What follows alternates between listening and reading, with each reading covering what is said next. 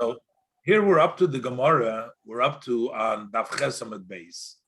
We're right in the Gemara. We finished the Mishnah, and the Mishnah talked about two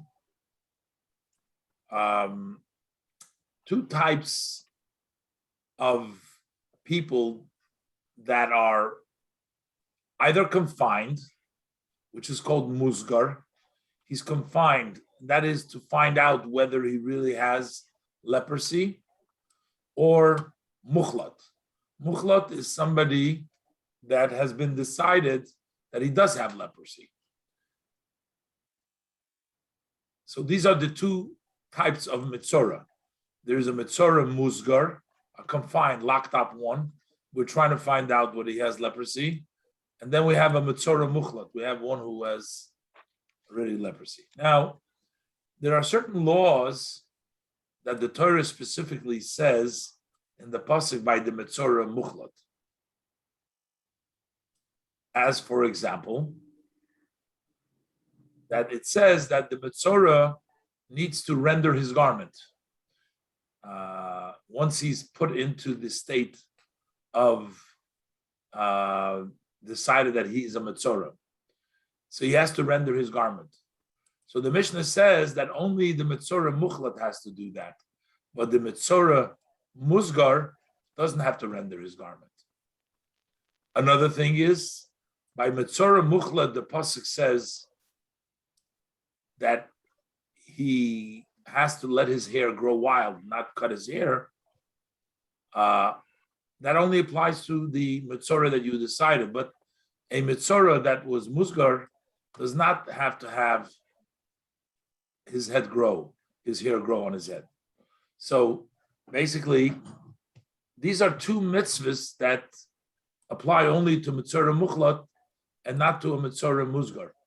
Now, we'll see some of the things that the Torah mentions by the mitzora mukhlat do apply to the mitzora musgar. And that's why the Mishnah needs to tell us these two things, which is priya. Priya means letting his hair grow. Ufrima, and the rendering of the garment. These two things is a difference between a mitzora musgar and a mitzora mukhlat. This is as far as the Tumah part. Then the Mishnah has the next part, what happens when they become clean. So the Gemara says, Holy Inyan Shiluach V'Tumah.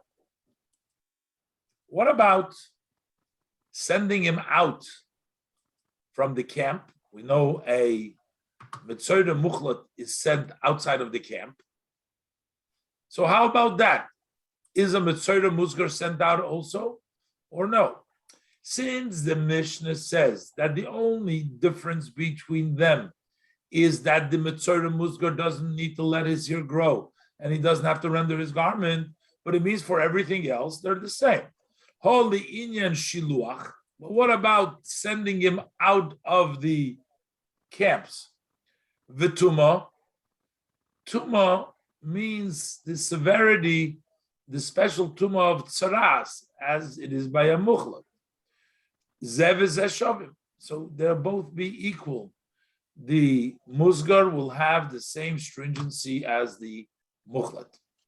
So the Gemara says, Shiluach, what does it mean, Shiluach? Chutz l'chayim sa'ir, sending him outside of the wall of the city. That means that just like we send the musgar outside of the city, we're going to send the mukhlat, the one who's, just like we send the mukhlat outside, the musgar, the confined one, is also going to be sent out. And the same thing is v'tumah, which is kol choymer tumah hamura b'mitzora. All the severity of tumah that is written by the mitzora is going to apply. Zeh v'zeh shavim. They'll both be equal. The musgar, the confined one, will get the same laws as the one who has been decidedly become tameh from tzaras. So the Gemara says, Mino hanimili. Where do we know this? How do we know this halacha? And the Gemara asks is, how do we know the halacha? The ain, as Rashi explains, Mino hanimili, where do we know the halacha? The ain priya uprima b'musgar. How do we know that a musgar, a confined one, does not have to let his hair grow and doesn't have to render his garment? Well, you're going to say, what do you mean, how do you know? The Torah didn't say it over there. The Torah only said it by the muchlat.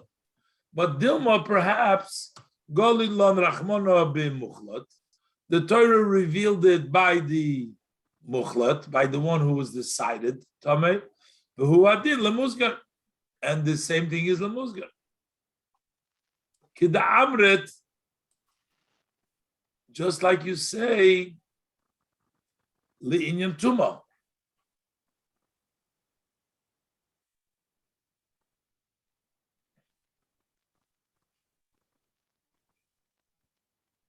In other words, just like the Rashi says, tuma is kol chaymer tuma hamura b'mitzoyra, right? And you say shuluach. So you say legabi tuma, even though it is written where by muchlat, you're applying it to the musgar. Even it's written by the decidedly mitzoyra, you're also applying it to the defined, and you're saying that he is tamei. So how do you know that the priya prima, which is written by the musgar, that it doesn't apply? Maybe the Torah writes by the muchlat, but the same thing is by the musgar. So the Gemara is questioning the reasoning for the Mishnah, because you see that we do apply some of the laws of the muchlat to the musgar as shiluach and tuma. And the Gemara answers, the Tani Rab Shmuel Bar Yitzchok Kameid Ravuna. This is what Rab Shmuel Bar Yitzchok learned, taught in front of Ravuna. The Pasuk says, B'tiaroi hakoyen mispachas hi v'chibes begodav v'toyer. Over there, we're talking about after the person was locked up, we weren't sure. So the pasuk says the kohen will provide the tara for him, which means he'll say that you're clean. What's the name of that clean mitzorah? It's called mispachasi. That's a clean one. So he's not tomei. So when it was the pasuk says, "V'chibes b'kodav," he shall wash his garment. V'toyer. He shall wash and he'll be clean. V'toher sounds like the past, as if we're saying, since it turns out that we locked him up and it turned out to be a mispachasi, it turned out to be just a clean one. So wash your garments and you're clean. You're already clean from before. If the pasuk wants to say that from here on you're clean, it should say v'yithar, and he shall be clean. That's a language of the future, of the atid in the future. But Taher seems to say that he's already clean before. So somehow the pasuk is telling us that something did not apply to this person, that he is Taher, because some of these laws of that's taking place has already become Torah from before. Let's first look at the pasuk. The pasuk writes like this: First, he locked him up, and then he sees him a second time on the seventh day. The nega became lighter. The nega has not spread out in the skin. The kohen will retire him, and he'll wash his hands and he'll be clean. So now,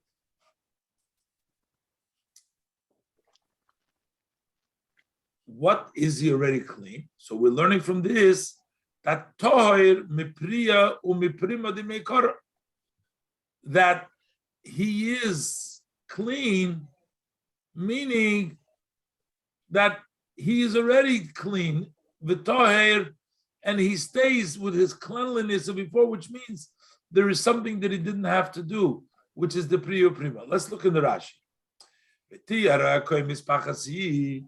Sagt Rashi, b'mitzoyra shebo l'klal tara. We're talking about mitzoyra who becomes clean, b'toiches geirei, when he was locked up, v'loy nechlan. That is where the pasuk is written. This is pasuk, like I read you the pasuk. He's not becoming clean from tsaras, but rather he's becoming clean because they determined that it's a mispachasi. So he has never become really a full mitzvah. It was never decidedly a mitzvah.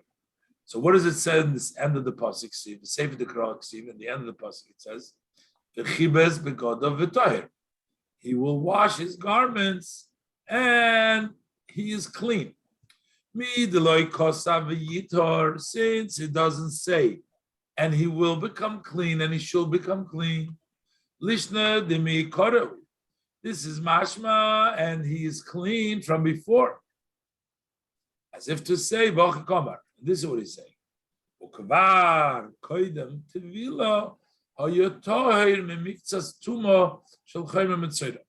Really, before the tefillah, he wasn't fully tameh. He was already a little bit v'toher. He was already toher from partial tumah of the stringency of the mitzvah. A mitzvah is so tummy that he needs priya prima. He needs to render his garments and let his hair grow. He is v'toher. He is already toher from before. That's how we learn it. Toher mi priya mi prima de mikor. The fact that it is v'toher and he is clean teaches us that not all the rules apply to him, and therefore we learn out from this that he does not have the Mitzvah Musgar, the confined one, does not need to render his garments and let his hair grow. Like the Gemara, Amalei Rava. So Rava says to, this is he saying to Rabbi Shmuel Bar Yitzchak. No, he quotes him. I don't know who's he saying this to. He just quoted this. The Gemara is saying, who is Amalei? Said to him. Who is to him? This looks like the Gemara is saying this. He went to the Talmud of Shmuel Bar Yitzchak. This is like the Gemara answering, not an individual. But the response is like saying to somebody, Amalei Rava. Rava says to him. Not so sure who the Rava is saying this to. Doesn't seem like, it seems like a quote. The Talmud of Shmuel Bar Yitzchak Kamed Ravuna. Maybe he was talking to Rav Shmuel Bar Yitzchak that he said in front of Ravuna. Yeah, probably. So Rava was talking to Rav Shmuel Bar Yitzchak, who was teaching in front of Ravuna. That's probably it. He wants to show him. There's another pasuk that says v'toher, and according to your insight, that v'toher means the future and it means the past. It means all the severity wasn't there. How are you going to translate it when it comes to Azov? How are you going to translate it over there? They can't say that some laws applied or not. Elo ma'ato gabe Zov dikisiv, with regards to Azov, it's written, v'chibes begodov v'toher. So let's look at the pasuk. The pasuk over there, it says, the Zov is talking about a person who had a flow. And it says, v'chiyitar hazov mizoyvei, when he gets clean from his flow, v'sofar lo yeshivas yomim l'tohorosoi, so then he needs to count 7 days, shiva nikiyim, v'chibes begodav, v'rochas b'sori b'mayim chayim, has to wash in mayim chayim and go to the mikveh. Then it says v'toher, just like here. And he was toher. So what does it mean over here? From what was he toher? There's nothing to apply here. There's no priya or prima over there. So he says, this is what he's asking. There it says, Hosomai v'tohir mi'ikora. What kind of v'tohir mi'ikora is there? You're saying that the lotion of v'tohir is mashma. Kabizovdik si Rashi, like Zovdik si b'seif ta'arose.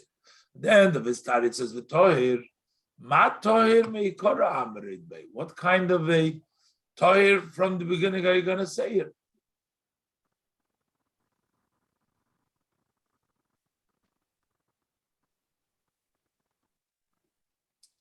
The Gemara says that it means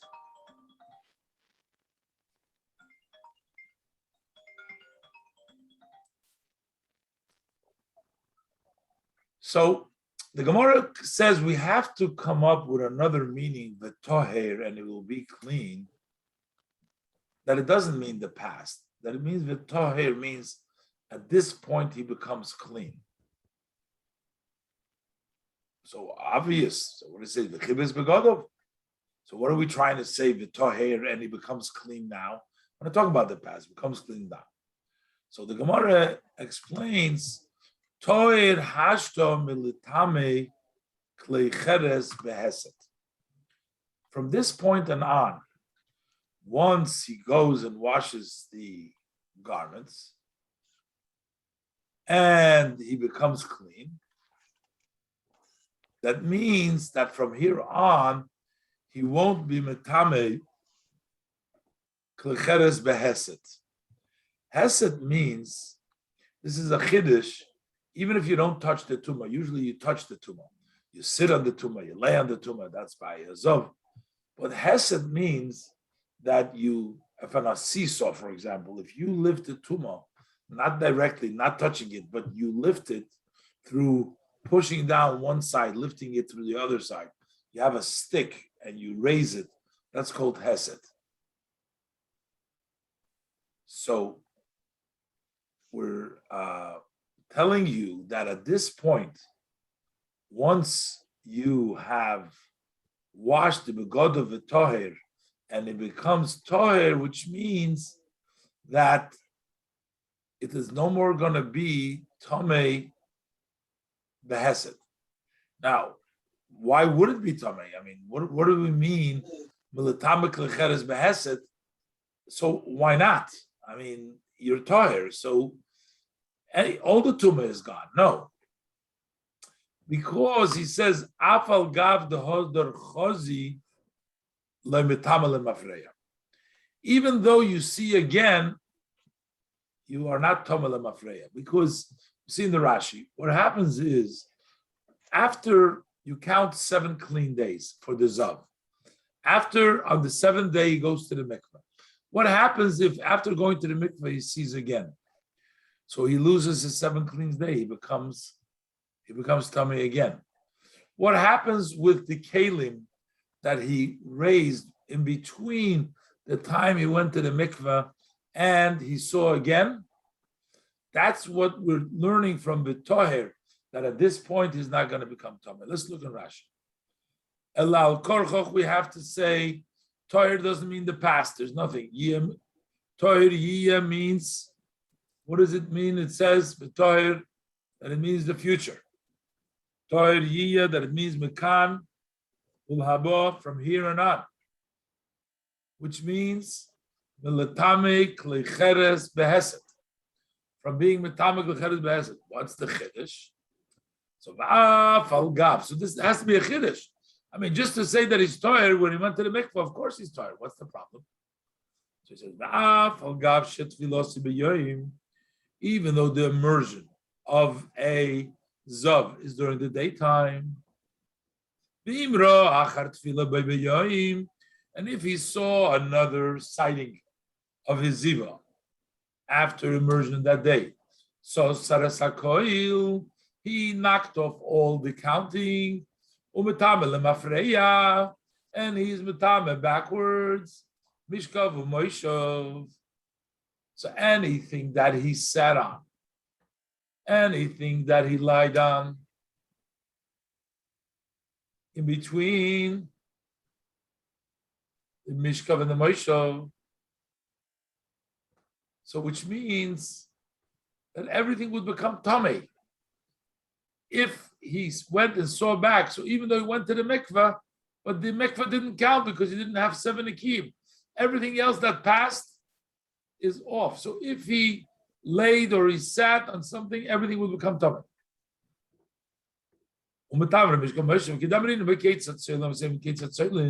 Then you go back and Pesachim Daf Pei Aleph Amud Aleph. And for sure, if he touches a person,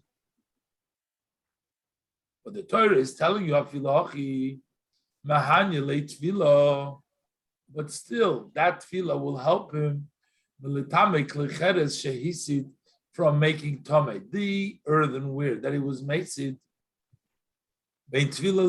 between tefillah and riyah. So the pasuk v'toher is telling you he becomes clean from being metamei klicheres that he touches in between. Although with regards to Mishkav and Moshe and Odom, it's not going to help.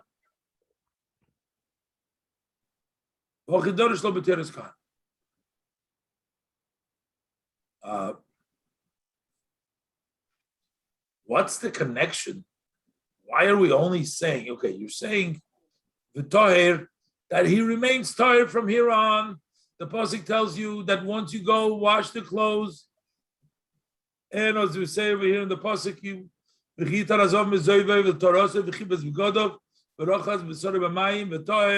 so you're saying us that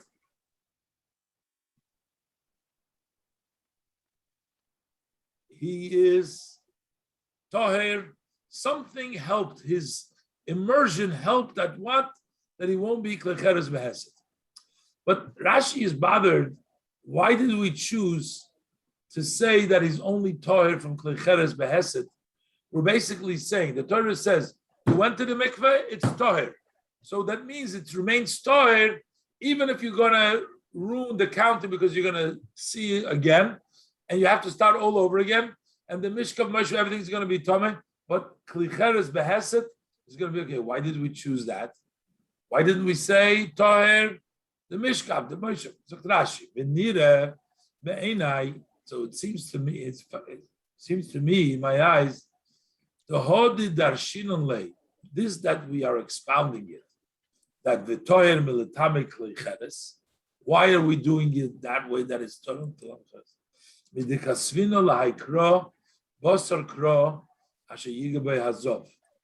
Because this pasuk is written after the pasuk that it says that which the Zov touches.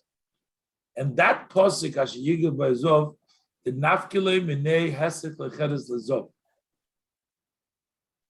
Over there we learn out that if a Zov raises his Meistak Lecheres for a Zov that it's Tomei. So the only person that we know that is Metamei Behesed is a Zov. And that's that pasuk that precedes it. There's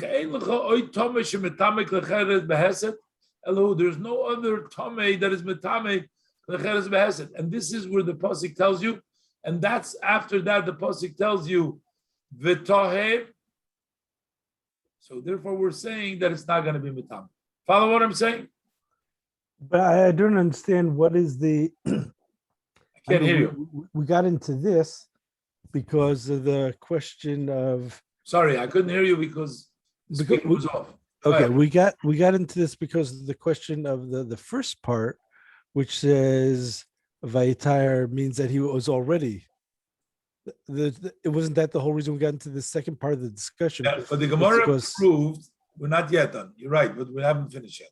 So the Gemara proved, and Rava proved, you can't tell me that V'toher means the past because it wouldn't make sense over there. So what is the V'toher mean? Something else. So we have not said, Hochinami, let's finish. We didn't finish. Hochinami, so what are we going to say over here too? Not like you were saying Toher, that it means. And you want to learn from this, that he was Toher with regards to Priya or Prima, with regards to the Mitzorah. By the Musgar, so Hochinami over here, Toher, Hashto, now, Militame, Bibio Lemafreya. That it's going to be Mitame when he comes in before. What does that mean? Let's look at the Rashi. Hochinami v'toher de metzoira. Here that it says v'toher. So he's saying over here, what it means is toher hashto militame bibia. Now he is clean from being mitame bibia. We also find, just like we find by the Zav, the special Hesed din of Mesit Klecheres, we find by a Metzoira, a special Tumah, which is called Mitame Bibia. Says the Rashi, Mechoimre Metzoira, one of the stringencies of a Metzoira is Shemitame Odom Vekelim and Nechmosim Imay Labayis, that the Metzoira will be Metame, another person that walks in, or other garments that walk in together with him into the house, they become tummy. That's a chumrah of mitzvah. So we're saying, shafilu chozro hamispachas, uposus of enitmas. So even if the mispachas comes back and he does become tummy, it did spread and it did tummy, tohei. He'll still be tired. That special stringency that Mitzvah has, the pasuk write the word tahir to tell you that that special stringency is not going to apply. Kidiksi, as the pasuk says, "V'imposoi tifse hamispachas ba'oir." The goimer. So over there it says. So he's saying, "Ahalilei." So in other words, he was locked up, right? And then he went to the mikveh. And then it spreads more on the skin and it becomes tummy. We're saying the tefillah helps that those kelim that walked in with him in the house are not going to be tummy because because the mitzvah is mitame bibi the Tanya, as we learned in Tereskanim. This is the law for all the negatzeras. Lanesek, another name, l'tzeras habeged, the garment labais. Ma bais mitame bibia, afkula mitame bibia. Just like a house is mitame, when you come into the house makes you tame. A house that is tzeras is tame. The same thing is when you come in with a negatzeras, you become tame. So we're saying to you that the meaning of the pasuk that we learned over here, what does the pasuk mean? The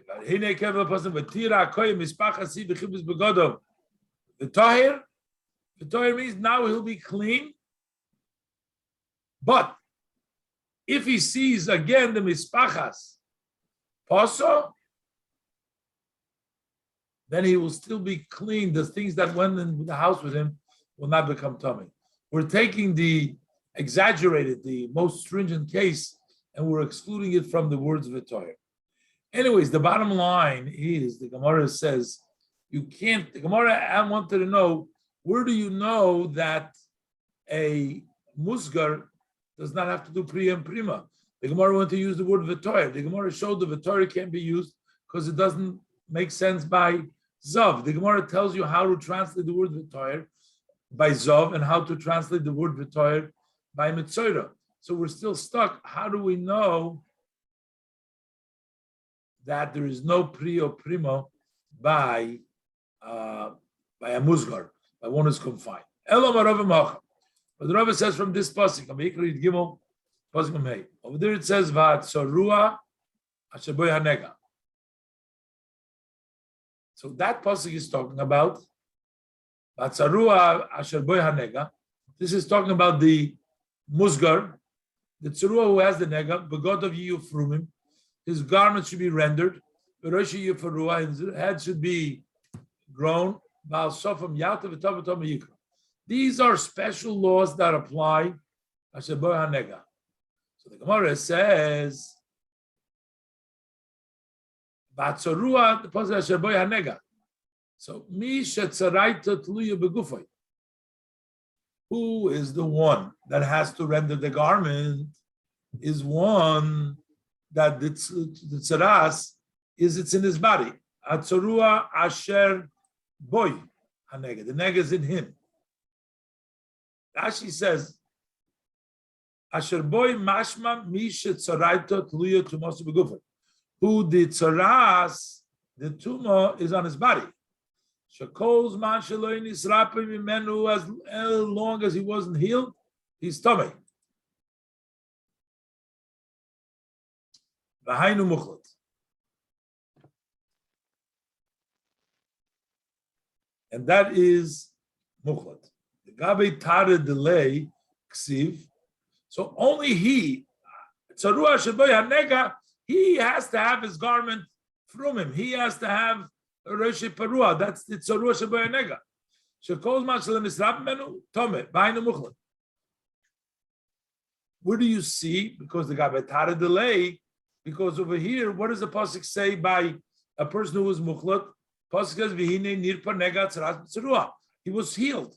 Where does it say by the muchlat? So that means Ashaboy Hanega means he still has the plague. He has the garment.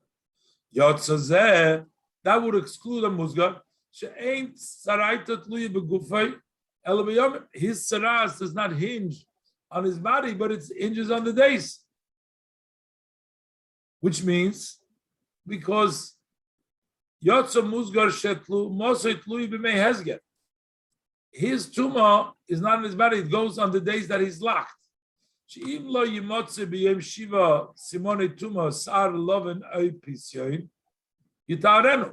If on the seventh day you're not going to find signs of tumor, which is the white hair or spreading out, he's going to be tired. So it means he has a tzaras on his body, but yet he's going to be tired.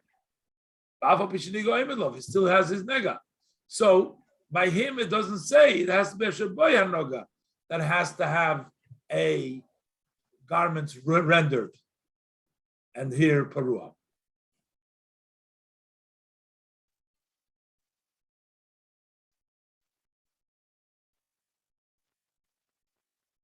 So the Gemara says, in that case, you're learning because only the one, because it's shaboy. In that case, when it says in the pasuk, Kol Yimeya Nega, Ashara Nega Boy, Yitma, it also says the words, he should be sent out Mechutz Lamachane.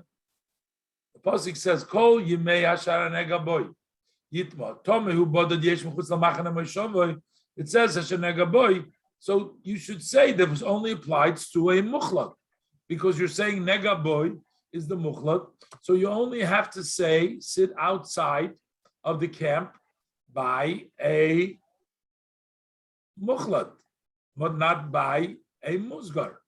But you just said, so you should say, so the Gemara says, so we should say, that's talking about sending him out from the outside of the camp. So why don't we also say, Misha Tzarato, Tluyo Begufay, Udeton Shuluach. Only one whose tzaras hinges on the body, he should be sent out. But if the tzaras is not on his body, then we don't send him out. So, because the Torah says only Hashanega boy should be sent out. You can't, maybe it's Taka not sent out, the Musgar. But our Mishnah said, we just said the only difference is that he doesn't let this here grand, but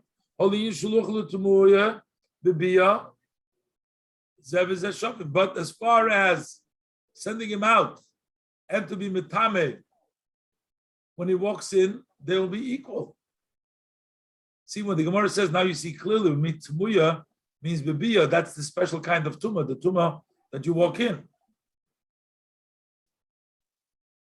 Malay, so he answered him.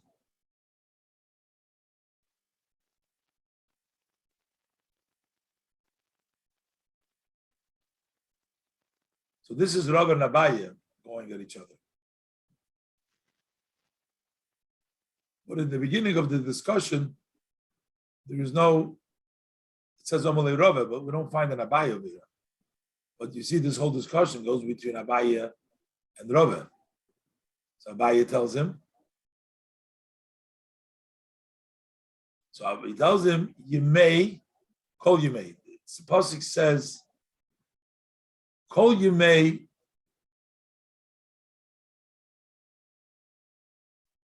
So even though, so there's an extra you may, kol you may should be outside of the camp. So the pasuk says, kol you may. Kol you may hanega. Why is kol? You should say you may ashabah hanega. Why is kol you may? That includes also the musgar.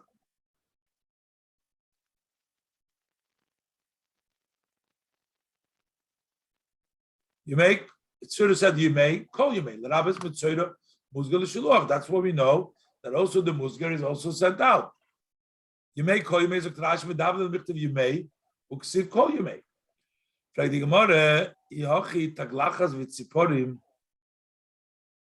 My time alone.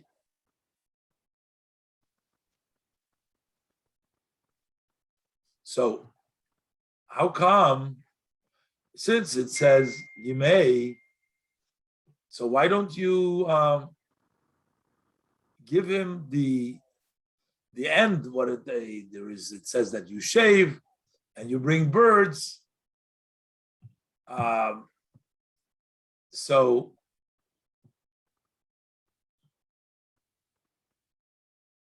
but you know what? Unfortunately, we ran out of time over here today.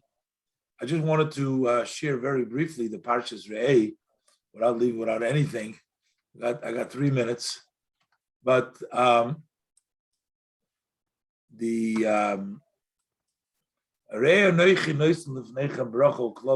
seems like Hashem saying, I'm giving you blessing and curse.